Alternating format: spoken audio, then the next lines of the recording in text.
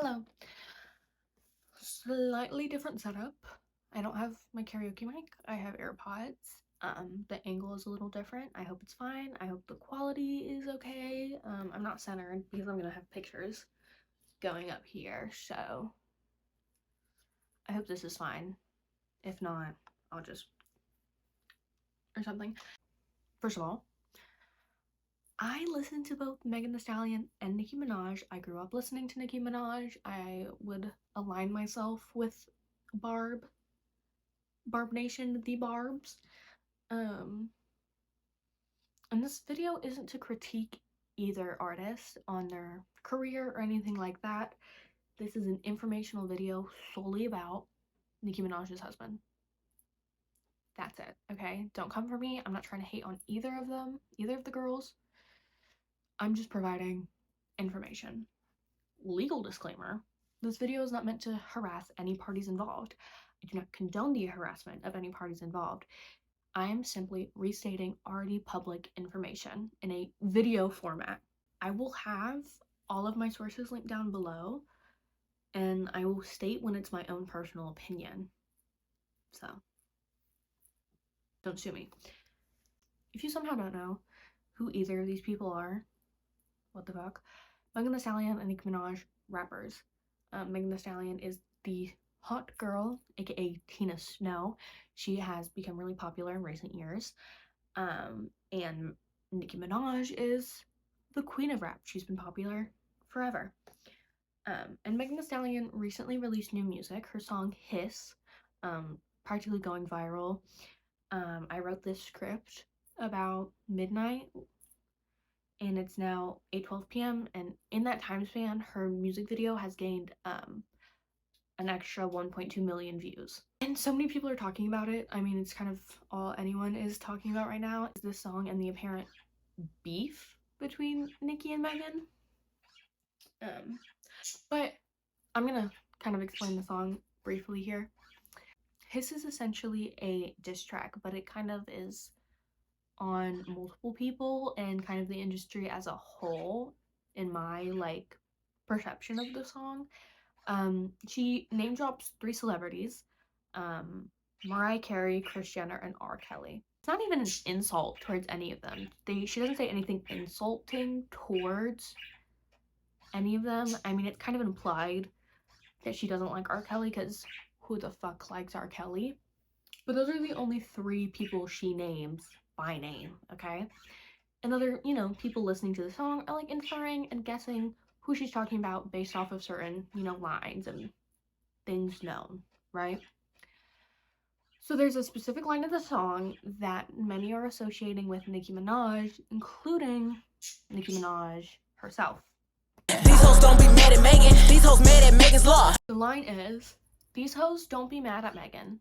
These hoes mad at Megan's law. This ignited a beef between the 2 artists.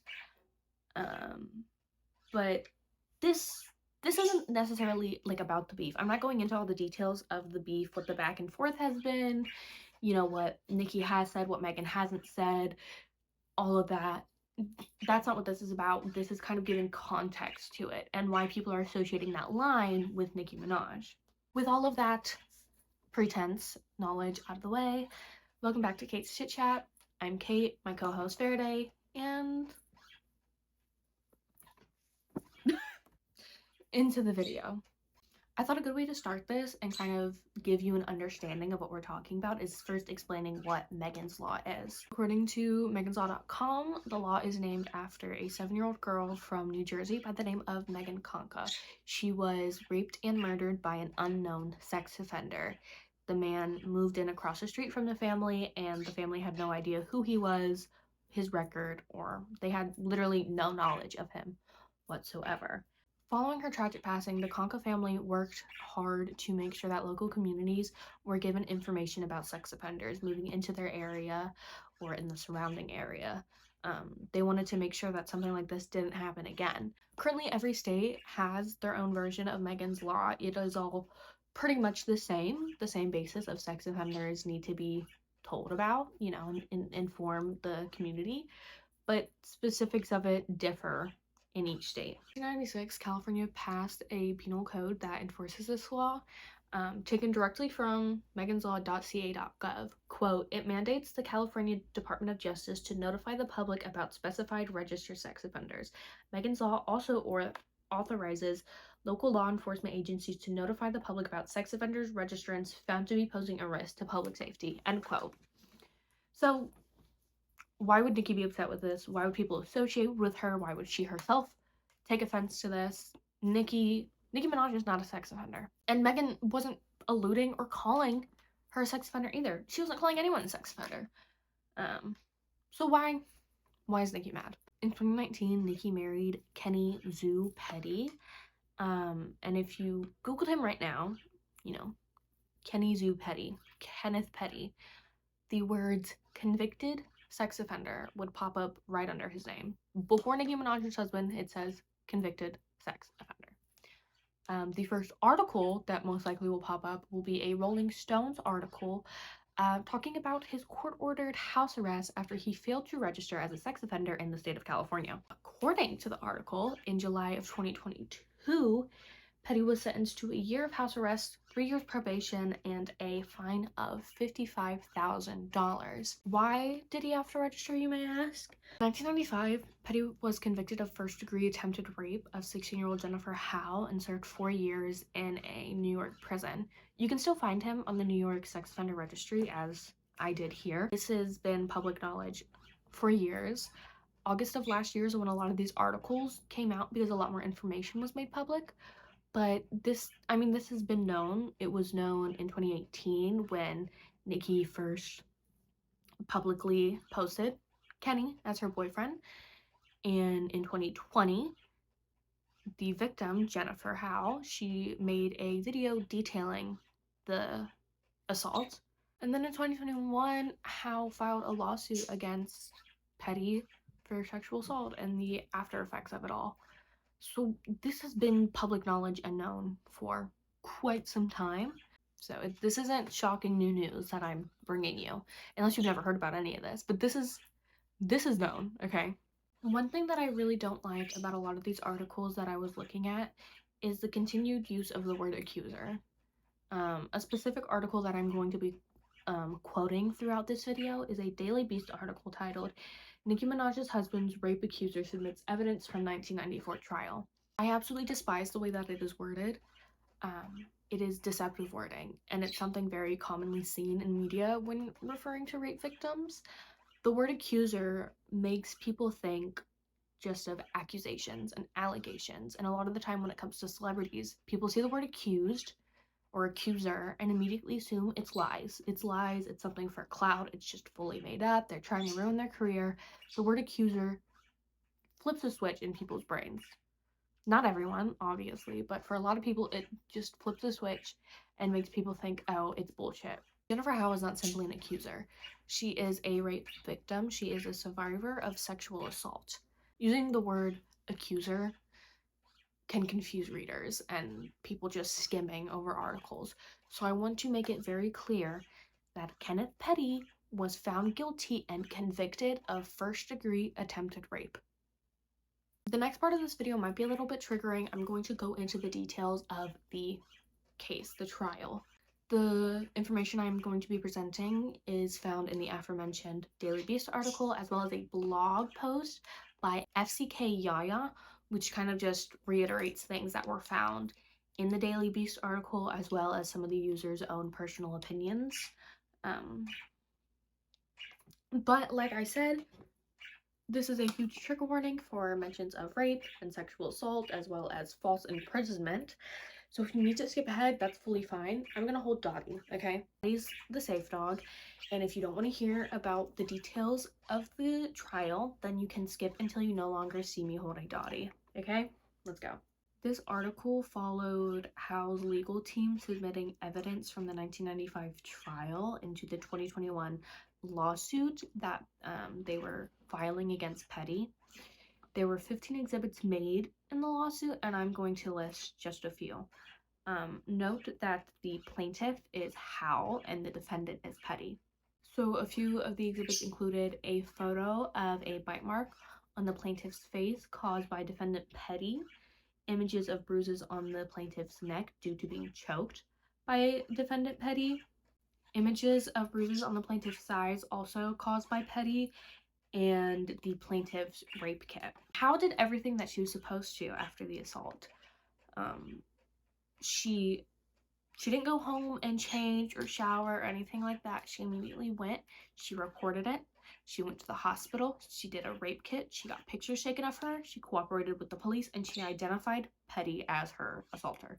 Howe told Daily Beast that the reason that she wanted all this evidence to be put out is because she wanted to prove that she was not lying on this man, not lying about the assault.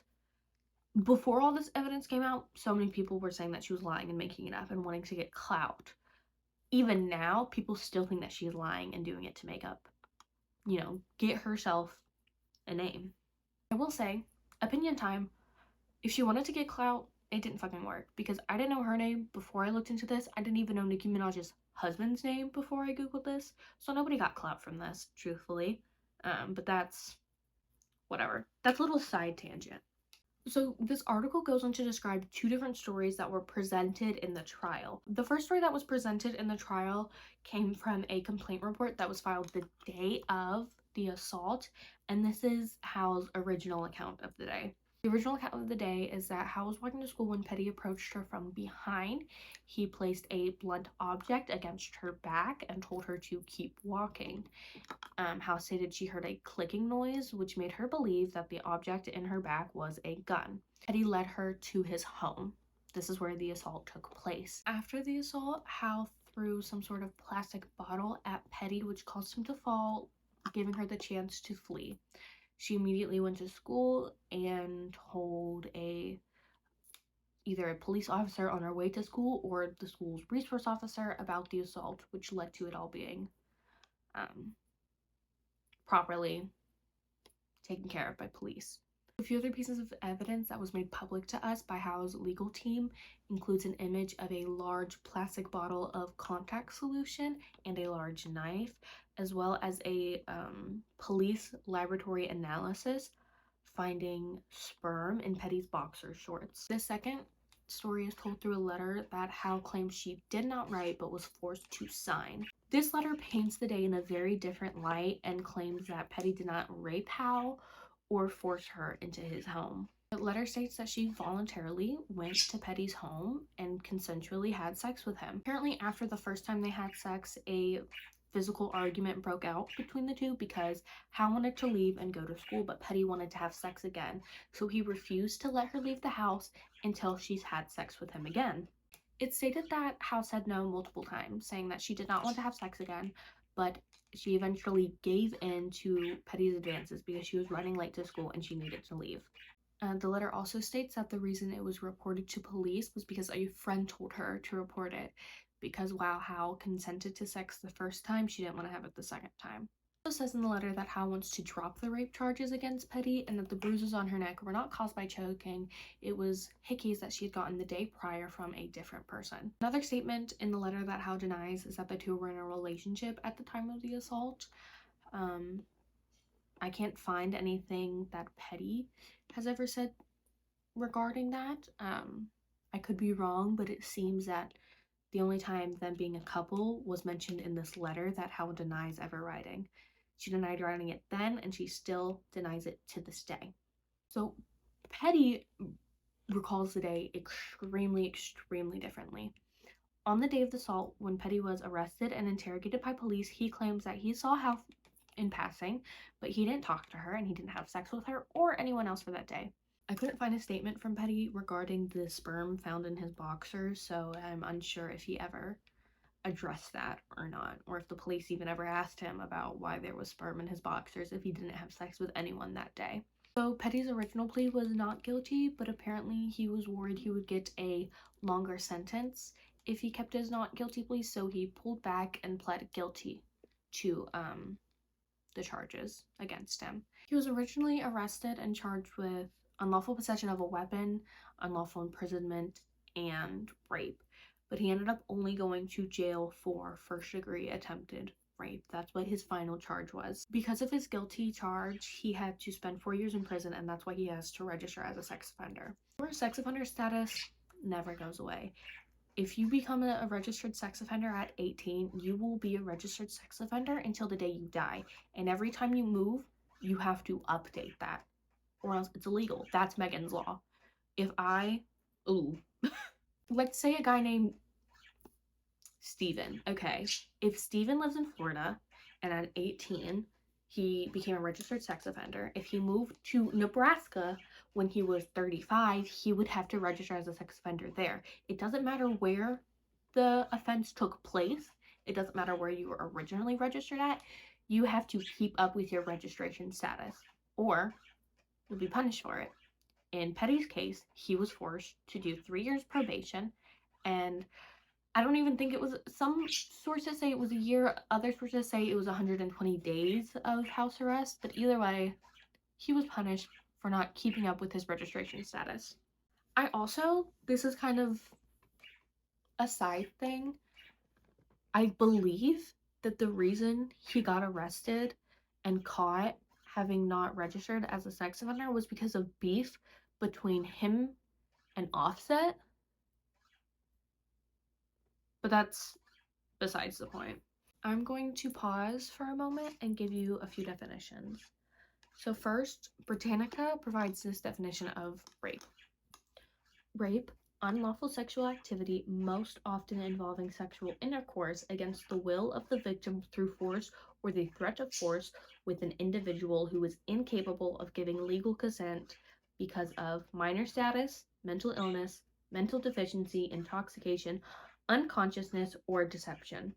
In many jurisdictions, the crime of rape has been subsumed under that of sexual assault.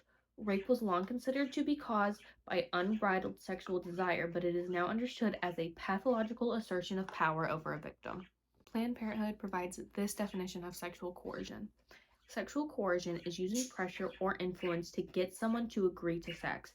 People can knowingly coerce others into sex, such as learning manipulative pickup artist strategies, or unknowingly, such as assuming the other person is okay when they're not.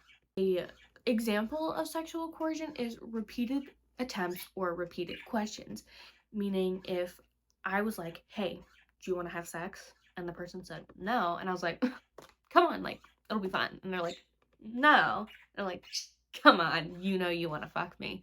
And they're like, no, I really, like, I don't. And if I keep asking, if I keep grabbing at them, if I keep touching at them, if I keep pressuring them with these questions and they give in, that's not freely given consent. I just sexually coerce them, okay? So while it's different in every state, a lot of the time sexual coercion is punishable by law. Sometimes it can fall under sexual assault or rape charges, or it can be a crime all on its own. In the state of New York, where Petty's case took place, there was not a specific law regarding sexual coercion until November of 2018. However, I looked into the rape laws and I found Penal Law 130.00. I cannot find, or I was unable to find, exactly when this law was enacted, but if I assume that it is a long-lasting or long-standing law regarding rape in New York, it includes sexual coercion. The wording of the law includes sexual coercion as first-degree rape, okay? It says that engaging in sexual intercourse with another person by forcible compulsion is first-degree rape. So, no matter which story you believe, whether it's the original one, how said the day of the assault, or if it's the letter, Petty would still be guilty of first-degree rape. Okay, it doesn't matter if the letter is true and they had sex consensually once and then he convinced her to have sex with her again. That's sexual coercion, which falls under first-degree rape. So either way, he would be guilty of that. For the record, I'm not saying that he deserved a harsher sentence or he deserved to be charged with first-degree rape instead of attempted first-degree rape. I'm not a judge. I'm not a lawyer. This is just based off of the information online, based off of New York's law and the definition of rape and the definition of sexual coercion. That's another mini disclaimer, okay? Now, I will share a quick opinion. I believe that the reason he was charged with attempted first degree instead of just first degree is because of the letter that was presented in court. Because in the letter, it's allegedly How states she wants to drop the rape charges.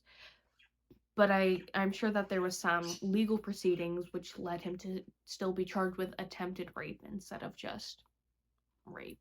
That's if you're confused on how it went from first degree to just attempted first degree, I believe that is how. I believe the letter is what led to that.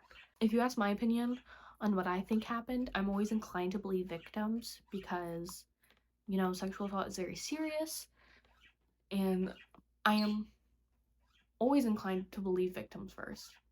Um, Based off of the photos that I saw, to me, the bruises don't look like hickeys. They look like a hand mark. But once again, I'm not a lawyer. I'm not a judge. I'm not a cop. I wasn't there. I wasn't alive when this happened. So, I don't fucking know. Say bye to Dottie. Ooh. And do you guys like my water bottle? It's my baby. It is broken, but it's my baby. It has, it's a gallon. Or approximately 128 ounces. I got it at TJ Maxx. It's good stuff. Anyways, so now that I've talked about the case, I want to quickly touch on the rumors and allegations that Minaj and her husband Petty had been harassing the victim. How? This was all available in the lawsuit, the 2021 lawsuit. So according to NBC, the harassment started after Petty was arrested for failing to register as a sex offender in California.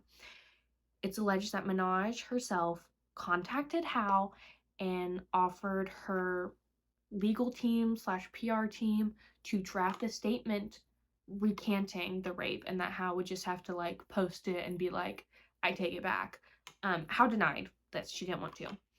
The lawsuit further alleges that Minaj called her a few more times, bribing her. When she bribed her with $500,000, another time with $20,000, and another bribe of personalized birthday videos for Howe's teenage daughters. This is still all alleged.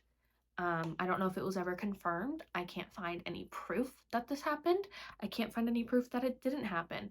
As far as I know, neither Petty or Minaj's legal team have ever made a statement regarding this. All I do know for a fact is that Nicki defends her husband. So in late 2018, Nicki Minaj posted a picture with Petty on her Instagram, which announced the relationship. The post is still up on her Instagram account. The comments are just disabled. But USA Today quotes that both E! News and Fox News reported that Nicki was kind of going back and forth with some commenters defending her husband. So one of the comments that Minaj, that sounds so weird calling her Minaj, but calling her Nicki feels rude. One of the comments that Minaj responded to, I don't know if this is the only one she responded to or just the most prevalent one, but it was somebody kind of dismissing the rape and questioning the validity of it, saying that Petty was young, 16 or 17 at the time of the incident, and that the victim was probably a white girl. Side note, she's not, but, whatever. I digress. Minaj responded to this saying, quote, he was 15, she was 16, ... in a relationship. But go off, internet. Y'all can't run my life. Y'all can't even run y'all own life. Thank you, boo. End quote. So regarding the response to that, Howe denies that they were in a relationship ever, not just at the time of the assault, just that they were never going out. And like I said earlier, I can't find any statement from Petty claiming that they were in a relationship. But even if they were, you can be assaulted by your romantic partner. You still need consent. Being in a relationship, being married, being engaged, whatever, that doesn't mean you automatically have consent. You still need consent. So unfortunately, her point in the fence there kind of falls flat. Also, when it comes to the ages, I'm not sure exactly why this matters anyways, like why she needed to clarify how old they were. But according to my math, Petty was born in April of 1978, and the assault took place of September of 1994, that would make him 16 at the time. And another article is kind of talking about the case and the trial claims that they were both 16 at the time of the incident. So I don't know. Clearly somebody's math is wrong. I don't know if it's mine. I don't know if it's the internet. I don't know if it's Nikki. Somebody's math is wrong. Even then, it really doesn't matter how old they were. Because rape can happen at any age, to any age, by any age. So I understand she wanted to defend her husband, or I guess her just boyfriend at the time. But unfortunately, her defense was not a very good one. To this day, she continues to defend him, and I understand it. I do. Whether or not you like the guy or you think he's innocent or not, at the end of the day, that is her husband, that is the father of her child, and presumably the love of her life. She has every right to defend him, and I fully understand that she's going to, and I can't say it's wrong of her. Well, I may not agree with it, but it's her right and her decision to defend him. It's the man she loves. So, I mean, like, I can't really say much about that. So, I didn't look into any of the other drama because I don't really care to, if I'm being honest. Because, you know, it's just too chaotic for me. It would take so long to sift through all like the tweets and the TikToks to find anything tangible, like any tangible claims against either Nicki or Megan. It would take forever. Unfortunately, majority of this is just a whole lot of words being thrown around, and it's really easy to lie, and it's really easy to twist people's words. So it's kind of difficult to trek through all of that drama. And truthfully, I don't care if Megan lied about sleeping with Tory. What, Tory Lanez? Is that the guy? I don't care if she lied about that. I don't. I don't care if Nicki called Megan Bigfoot. I don't care. This shit happens in the industry all the time. And if y'all are still getting upset about that, then I don't understand why you still pay attention to the music industry. You know what I mean? Like, drama between musicians happens all the time. People are gonna say nasty shit about each other till the ends of the earth. I mean, it's gonna fucking happen. So I don't care. I don't care. I grew up listening to Nicki Minaj, like I said, as I'm sure many of you guys also did, and I love her songs. But I love Megan and her songs. I think they're both beautiful people, and I love their music, and I'm not picking either of their sides. That's grown women business. I know better than to pick a side. I know better. I would be an idiot to sit here and say, I'm on Nicki's side, or I'm on Megan's side, because that's none of my damn business. What they got going on, hey, I'm not interfering with that shit. They can keep that. I'll watch from a distance and like observe, but I'm not cheering for either of them. Do I love Nicki's taste in men? No. I don't. I don't like her husband. But hey, I'm not the one married to him. She's a grown woman. She is more than capable to make her own decisions. And if she loves him and wants to be with him and wants to stand by him and defend him, that's her fucking right. That's her right. I can disagree with it as much as I want, but at the end of the day, she doesn't give a fuck about what I think. She doesn't give a fuck about what anybody thinks. That's her man. That's her baby father. And hey, I hope, I really do at the bottom of my heart, hope that he's a great husband. He's a great husband and a great father. I really do hope that. I wish nothing but the best for their child, truthfully. And like I said, Nicki can do whatever the hell she wants. And I don't have to like it. She knows his charges. She knows he went to jail. Also, he went to jail twice. He didn't just go to jail for the rape. He went to jail for manslaughter, like in early 2000. Or like the early 2000s, not the year. But Nicki knows all this. And if she wants to marry him, if she wants to defend him, if she wants to have a family with him, that's up to her. And as a musician and a rapper, Megan can diss whoever she wants. That is also her right. It is her right to express herself in the way that she wants. She can write whatever the fuck she wants. She can talk about whoever the hell she wants. Once again, she's a grown woman. She's in charge of what comes out of her mouth. She can do what she wants. She also has to, both of them, both Nicki and Megan, they have to be aware of the consequences that may bring. Would I suggest to any musician to diss Nicki Minaj? No, because barbs are terrifying. I'm a barb myself.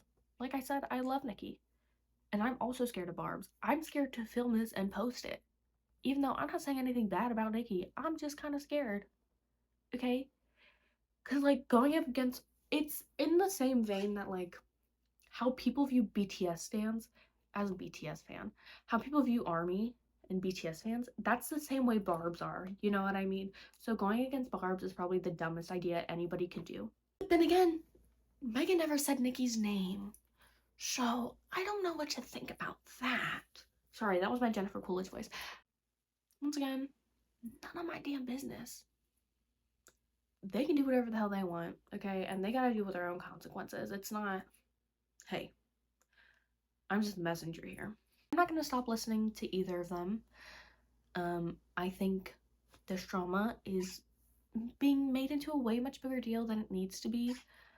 I'm gonna keep listening to Hiss. I'm gonna listen to Bigfoot when Nicki actually releases it. I thought it was supposed to drop today, and I was very excited, but apparently not. That's all. That's all. If you want to actually learn about the drama and what Nicki's saying about Megan and what Megan isn't saying about anything, then there's a million drama videos. You can watch it. Go on TikTok. Go to Nicki's Twitter. Nicki's Twitter is kind of fucking hilarious. I was giggling a bit. I've been giggling at all the jokes, truthfully. But if you want to learn about the actual drama, not the place. If you want to understand the pretext to the drama, this is the place, and I hope you enjoyed. Anyways, I think that's all I have. All I have to say. I hope you enjoyed. If I never post again, I'm probably rotting in Gag City Prison. So, bye bye.